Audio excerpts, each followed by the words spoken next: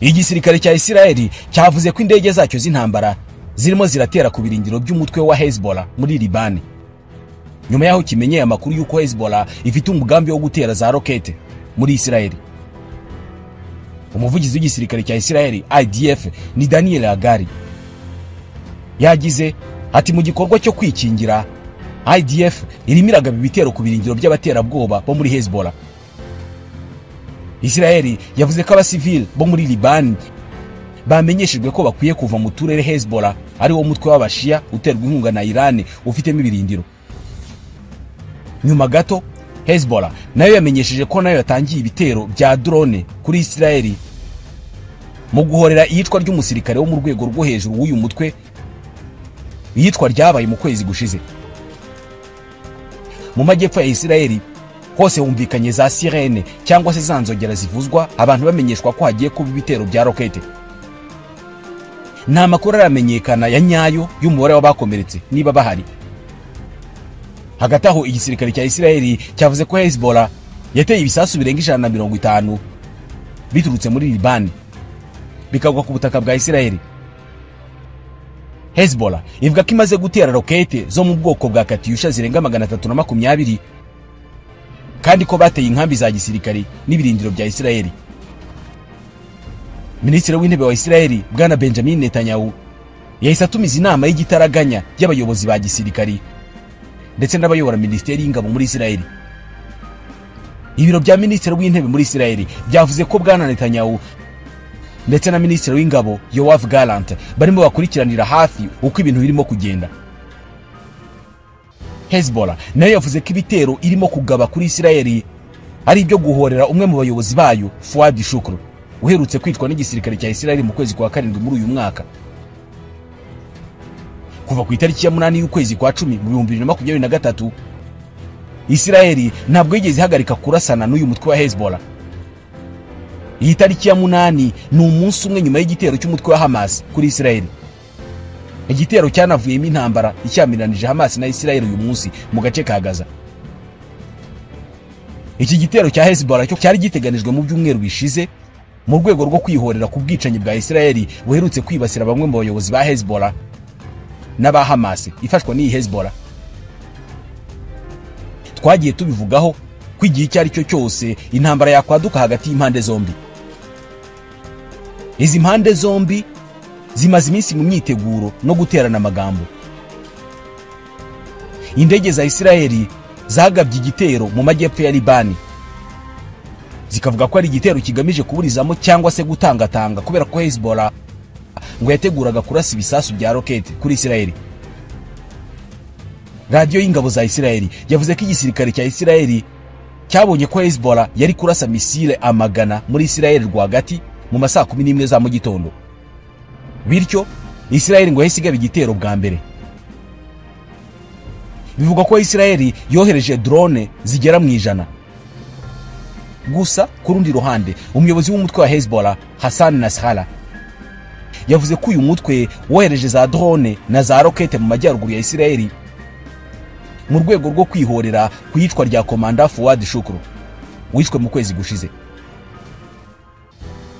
Mu ijambo rye kuri televiziyo yashimangiye ko abanya-Isiraheli batanze amakuru atariyo ku byo bashenye muri Libani. Yavuze ko Isiraheli koko ngo yasenye cyangwa se yangije zimwe mu mbunda nke za Hezbollah, ariko ibi ngibi ngo byabaye Hezbollah yamaze kugaba ibitero kuri Isiraheli.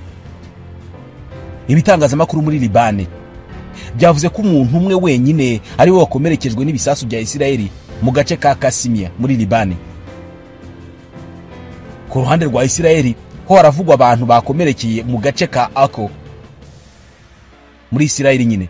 Hezbollah yavuze ko ibitero byayo byasenye ibikorwa remezo bikomeye bigera kuri 11 bya Isiraheli. Ibi ngibi birimo n'ibirindiro by'ahitwa Meron. Mu ijambo rye kuri televiziyo Nasrallah yavuze ko intego nyamukuru y'iki gikorwa kwari ukurasa ibiro by'ubutasi bwa Isiraheli birahitwa Glilo ni hafi ya Tel Aviv. Yavuze ko uyu mutwe wa Hezbollah udafite gahunda yo kugaba ibitero i Tel Aviv, harimo kibuga cy'indege cya Ben Gurion ndetse n'inyubako ya Minisiteri y'Ingabo ya Isiraheli nkuko byavugwaga. Aha rwose ngo ntabwo biteguye kuharasa. yanavuze ko rwose nta gahunda bafite yo gukoresha bya bisasu batuma ahantu bikajya kuhashwanyaguza, ariko ngo mu gihe kizaza rwose bashobora kuzabikoresha.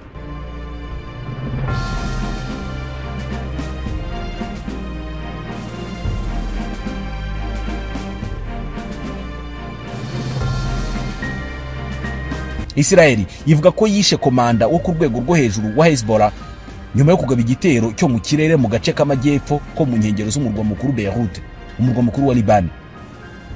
Mu ntangiriro z'uku kwezi nibwo igisirikare cya Israeli cyavuze ko kishe Fuad Shukru, wari umwe mu bayobozi bakomeye ba Hezbollah. Iki gisirikare cyamwishe kibigambiriye mu gitero cyo kwica hashingiwe ku makuru y'ubutasi. Abategetsi ba Israeli bavuga ko ari bo bateguye igitero cya rokete cyagabwe mu kwezi kwa karindwi mu gace kigaruriwe na Israeli ka Golan Heights. Ni igitero cyiciwemo abantu 12 biganjemo abana. Hezbollah yahakanye aya makuru ivuga ko nta ruhare yagize muri icyo gitero. Minisitiri w'intebe wa Liban Najib Mikati yamaganye icyo gitero cya Israeli avuga ko ari ubushotoranyi bweruye bwa Israeli. Yavuze ko ari igikorwa cy'ubugizi bwa nabi cyo mu rukurikirane rw'ibikorwa by'ubushotoranyi byica abasivile mwihonyora rigaragara kandi ryeruye ry'amategeko mpuzamahanga rikorwa na Israeli. Fuad Shukru yari umujyanama wo hejuru w'umukuru wa Hezbollah Hassan Nasrallah. Amerika yari yarashyizeho igihembo cya miliyoni 5 z'amadolari ku muntu wese uzatanga amakuru y'aho aherereye. Yamushinjaga ko yagize uruhare rukomeye mu gitero cy'ibisasu mu mwaka w'1983. Ibitero byagabwe ku kigo cya gisirikare cy'umutwe w'ihariye w'abasirikare b'abanyamerika barwanira mu mazi no ku butaka, aba Marines. Ni igitero cyabereye Beirut cyiciwemo abasirikare 241 b'abanyamerika. N'abasirikare benshi ku buryo Leta Zunze Ubumwe za Amerika zari ziteguye gukora ibishoboka byose ngo uyu mugabo yicwe. Nk'ubwo leta ya Israeli ijya kugaba igitero uyu mugabo yaguyemo mu kwezi kwa karindwi muri uyu mwaka, yabanje kubimenyesha Leta Zunze Ubumwe za Amerika. Ibi byatangiye kubaho byo kurasana hagati ya Israeli na Hezbollah.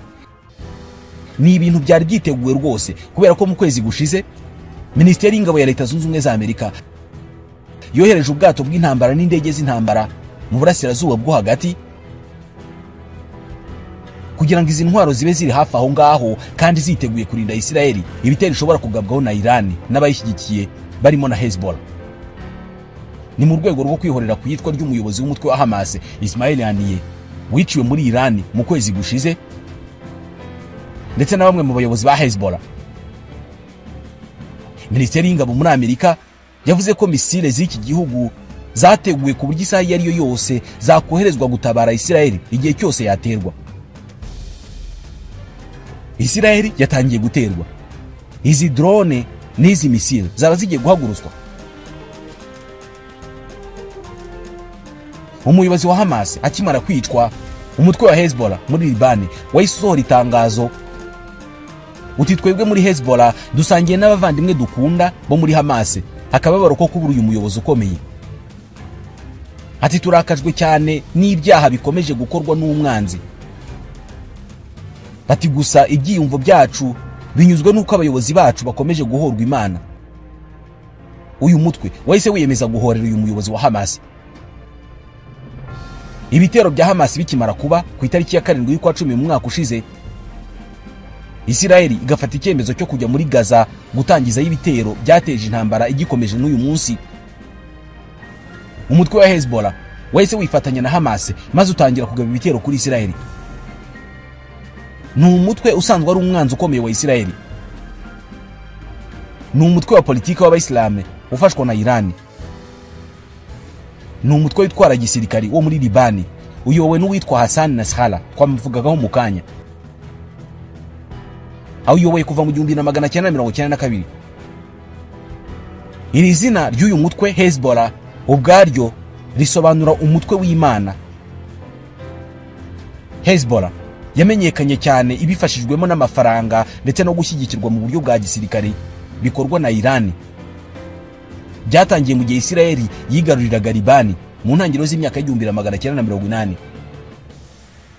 Iki gihe Hezbollah yaje nk'umutwe w'ingabo wo gufata mu mugongo cyangwa se gufasha abashia bari basanzwe bafite intege nke mu majyepfo ya Libani. Nubwo ibitekerezo uyu mutwe ugenderaho bituruka mu mavugurura y'abayisilamu b'abashia muri Libani mu myaka y'igihumbi na magana cyenda mirongo itandatu n'igihumbi na magana cyenda mirongo irindwi. Israeli imaze kuva muri Libani mu mwaka w'ibihumbi 2000, Hezbollah yanze gushyira intwaro hasi, ahubwo ikomeza gushyigikira no kongerera ingufu ishami ryayo rya gisirikare, Islamic Resistance. Uyu mutwe kandi buhoro buhoro wagiye uhinduka umuhuza w'abarwaniraga ubutegetsi muri politike muri Libani, biciye mu kugirirwa icyizere ndetse no mu ishami ryawo rya politike ryitwa Royalty Resistance Bloc Party. Byageze naho uyu mutwe ubona ubushobozi bukomeye cyane bwo kwihagararaho muri Libani, ubona ubudahangarwa rwose. Hezbollah mu myaka yashize yarezwe ibirego byinshi byo kuba yarateze imitego igatera n'ibisasu inshuro nyinshi, cyane cyane irwanya inyungu za Israeli na Amerika.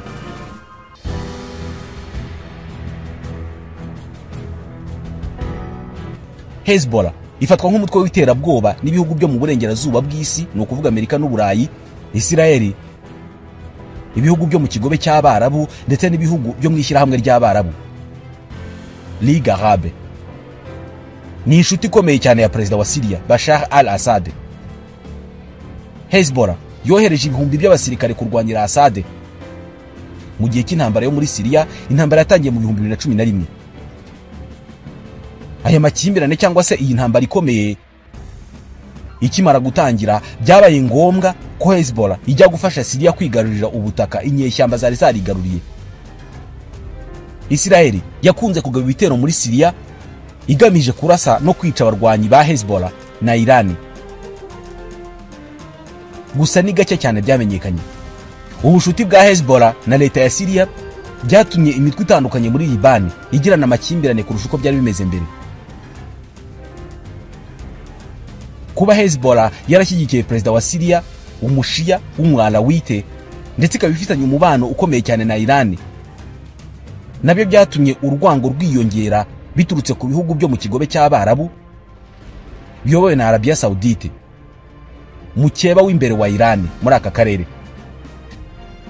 Nyuma y'igitero cyagabwe kuri Israeli ku itariki ya 7 y'ukwa 10 mu mwaka ushize, kigahitana abantu batari munsi y'200,000, Hezbollah na Israeli urwango rwabo rwafashe indi ntera. Igihe Israeli yagabaga ibitero byo kwihorera muri Gaza igahitana abantu ibihumbi, uyu mutwe wavuze ko witeguye rwose gutanga igishoboka cyose Israeli kababazwa. Igisirikare cya Hezbollah, ibikoresho gifite, ishami rya Hezbollah rya politike ndetse n'ubutumwa uyu mutwe ukunda gutanga mu birebana n'imibereho y'abaturage, byagaragaje rwose ko ari umutwe umeze nka leta mu yindi muri Libani. Inzego za leta zitandukanye muri Libani zirasa naho ntacyo zirusha Hezbollah. Mu buryo bumwe cyangwa se ubundi, ubushobozi bw'uyu mutwe burenze ubw'igisirikare cya Libani. Kandi ingufu za gisirikare za Hezbollah zariyongereye cyane nyuma yo kurwana na Israeli mu 2006. Hari abanyalibani babona ko Hezbollah ibangamiye umutekano w'igihugu cyayo. Kurwana hagati ya Israeli na Hezbollah, hari abantu badatinya kubibona nko kurwana hagati ya Israeli na Libani. Ibi birebana no kurasana byatangiye uyu munsi, byari bimaze igihe bitegerejwe. Benshi bakunze gutinya ko kurasana hagati ya Hezbollah na Israeli nibitangira, ibifatwa nko kurasana hagati ya Israeli na Libani bizakururira ibindi bihugu bitandukanye nabyo kwinjira mu ntambara. Iyi ntambara ikaba yafata urwego itatekerezwagaho.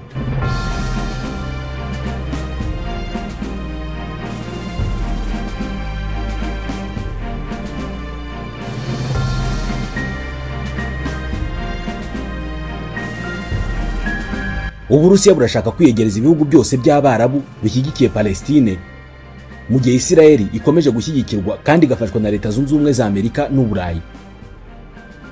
Uyu munsi aho ibintu bigeze, Uburusiya bwiteguye kwifatanya no gushyigikira uwo ari we wese warwanya Amerika n'Uburayi. Bitandukanye na Leta Zunze Ubumwe za Amerika n'ubumwe bw'Uburayi, Uburusiya bwo ntabwo bwigeze bushyira ku rutonde Hamas nk'umutwe w'iterabwoba. Uburusiya bwakiriye intumwa za Hamas i Moscow nyuma gato y'uko uyu mutwe wa Hamas watsinze amatora yo muri Palestine mu 2006, kandi Uburusiya bwafashe uyu mutwe nk'ishyaka rya politike ryemewe. Mu kwezi kwa kabiri muri uyu mwaka, Uburusiya bwakiriye inama yitabiriwe n'abahagarariye Hamas, Fatah ndetse na Jihad Islamique, imitwe yashyizwe na Amerika n'Uburayi ku rutonde rw'abaterabwoba. Gusa ibi biganiro nta kintu kinini byigeze bivamo cyabangamira inyungu za Leta Zunze Ubumwe za Amerika cyangwa se Israel n'Uburayi. Hari abasesenguzi mu bya politike bavuga ko muri rusange nta jambo rikomeye Uburusiya bufite ku mitwe y'abarwanyi b'Abanyapalestine. Usibye gushyigikira Palestine, muri iki gihe icyo Uburusiya bukora ni ukunenga ibihugu byo mu burengerazuba bw'isi ku nkunga biha Israel, ndetse no gukora ku buryo Uburusiya buri gihe bujya ku ruhande rutandukanye n'urw'Amerika iriho. Uyu munsi Uburusiya bufata umwanzuro wo kurwanya uburengerazuba muri byose. Urugero ni nk'igihe akanama k'umuryango w'abibumbye gashinzwe umutekano ku isi iyo gateranye kugira ngo kaganire ku byifuzo byose by'Abanyaburayi kuri Gaza. Uburusiya buri gihe bukoresha imbaraga zabwo z'ubudahangarwa bugatambamira ibyo byifuzo bya Amerika n'Uburayi. Abanyapalestine bashimira Uburusiya ibi ngibi.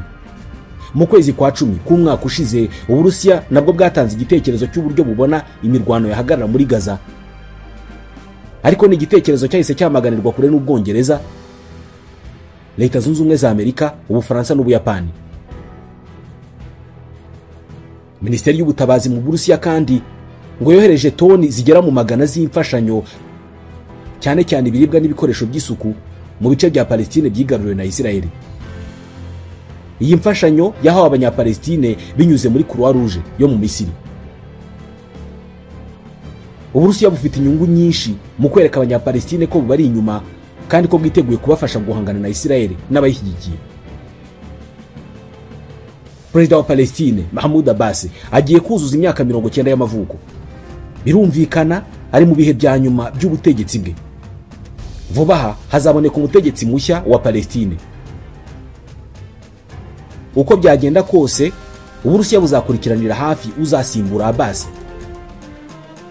Ubundi mu mateka nyuma y'intambara ya kabiri y'isi, Leta Zunze Ubumwe z'Abasoviete zashyigikiye cyane ishingwa rya Leta ya Israel, ndetse ziri mu bihugu bya mbere byemeye ubwigenge bwa Israel.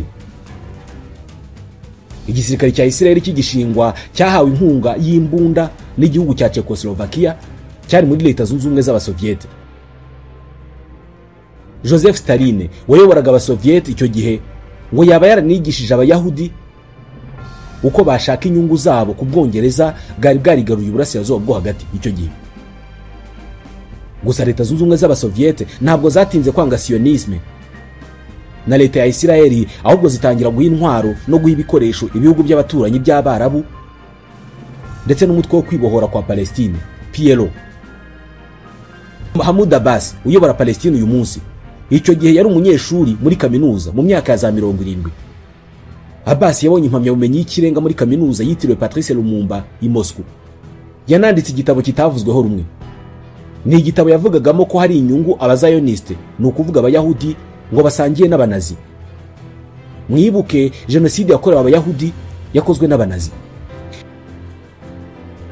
Abashakashatsi b'Abayahudi banavuze ko bashingiye ku nyandiko z'Abasoviete ngo basanze uyu Mahmoud Abbas ngo yaba yarigeze kuba umutasi w'urwego rwa KGB rwatatiraga Leta Zunze Ubumwe z'Abasoviete. Inyandiko zose zavugaga kuri ibi Mahmoud Abbas yarazamaganye cyane, avuga ko zigamije gusubiza inyuma ibiganiro by'amahoro hagati ya Israel na Palestine. Nyuma y'intambara y'iminsi 6 yo mu 1967, Uburusiya bwahagaritse umubano wabwo na Israel kugeza igihe intambara y'ubutiti irangiriye. Gusa bwongeye kugirana umubano na Israel nyuma y'uko ubukomuniste busenyutse mu ntangiriro z'umwaka w'1990.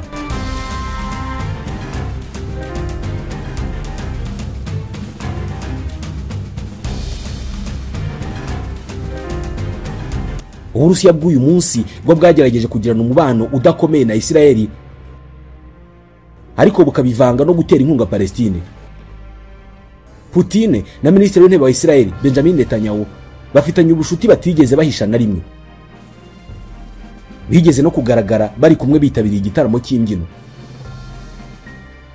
Icyakomye mu nkokora umubano n'ubushuti bwabo ni uruhare rw'Uburusiya mu ntambara muri Syria, aho bwakoranye n'umutwe wa Hezbollah wo muri Libani ushyigikiwe na Iran, umwanzi wihariye wa Isiraheli. Buri ruhande hagati ya Isiraheli n'Uburusiya rufite icyo rushaka ku rundi. Isiraheli itinya ko iramutse irakaje Uburusiya bushobora kugirira nabi abayahudi batuye mu Burusiya. Uburusiya nabwo ntabwo bushaka ko Isiraheli igira ikintu na kimwe ikora kirebana no kuba yaha intwaro cyangwa se ubundi bufasha Ukraine.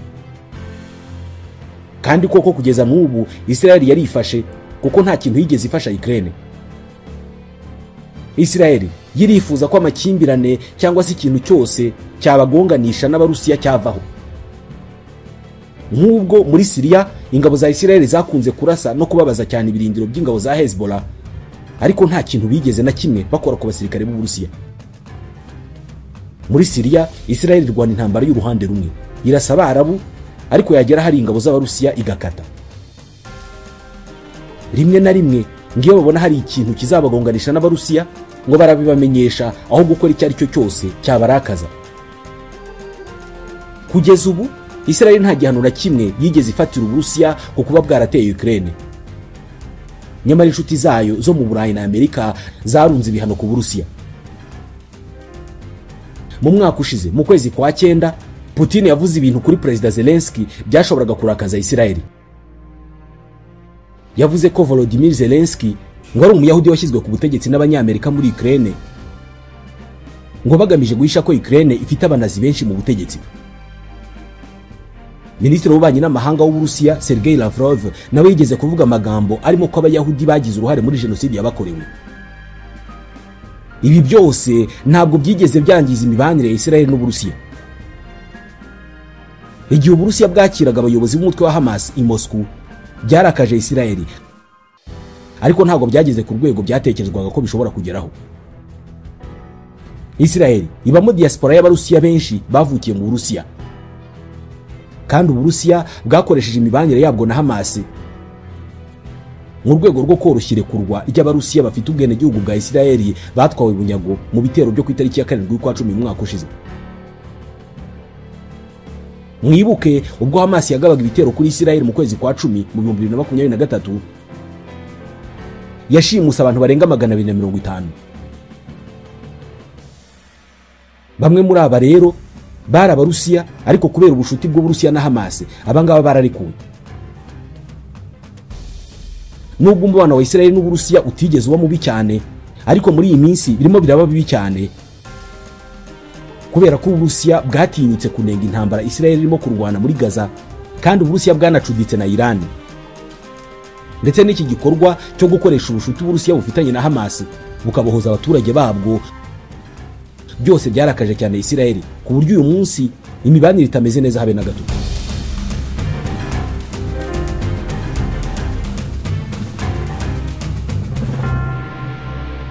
Mu kwezi kwa 7 muri uyu mwaka umuyobozi w'ishami rya politike rya Hamas Ismail Haniyeh yiciwe itera muri Iran.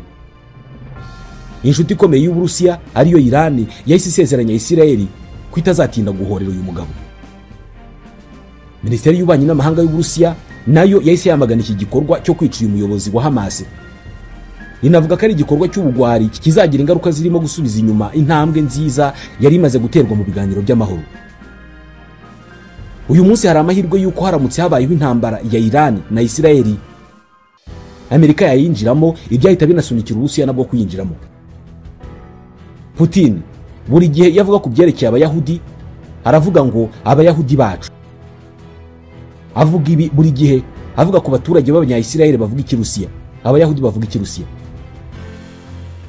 Ababona nk'ububiko cyangwa se hazaza h'imibanire hagati ya Isiraheli n'Uburusiya, ndetse ababona nk'isoko y'ishoramari ry'ubukungu bw'ejo hazaza, cyane cyane mu by'ikoranabuhanga.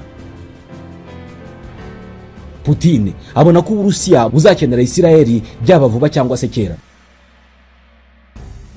inshuro nyinshi asaba abayahudi babimukira muri Amerika no mu Burayi kuza mu Burusiya kwashora imari. Azi neza icyo abayahudi bashoboye mu birebana n'ubucuruzi n'ishoramari. Putin yanubatse inzu ndangamurage y'abayahudi i Moscow ndetse akunda kwiyita umurinzi w'abayahudi mu Burusiya. Mu buryo buhoraho akunda guhura n'umuyobozi w'idini y'abayahudi i Moscow, Berel Lazar. Kandi ahora asubiramo urwenya rwose uyu Lazar amubwira.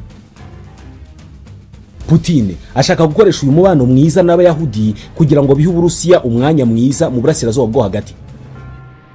Imwe mu ntego za politike z'ububanyi n'amahanga kuri Putin nuko Uburusiya bwagirana umubano mwiza na buri wese kandi bugashobora kuvugana na buri wese mu burasirazuba bwo hagati.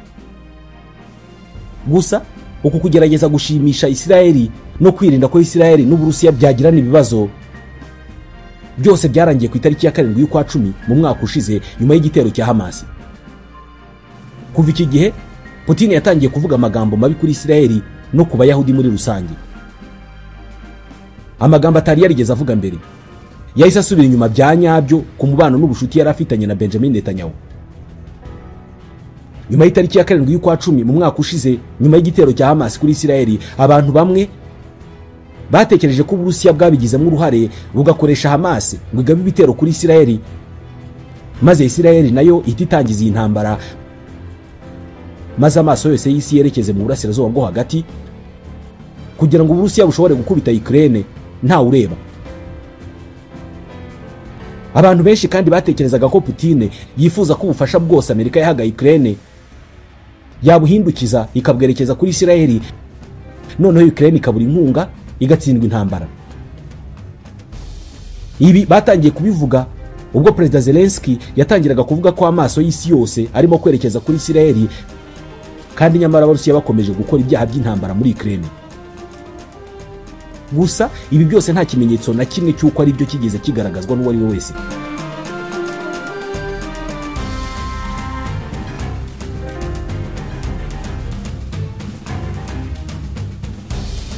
Kuyobora bimwe mu bihugu by'ibihangange uyu munsi bigomba kuba bigoye cyane, kubera ko usibye kumenya imibereho y'abaturage no kubashakira iterambere, binasaba kwita cyane ku bubanyi n'amahanga, haba mu bya politike n'igisirikare. Ndabana nande, ndatera ndi nkunga, ndarwana nande nibiba ngombwa. Ibi bigomba kuba ari byo bihora mu mitwe y'abategetsi b'ibihugu by'ibihangange uyu munsi.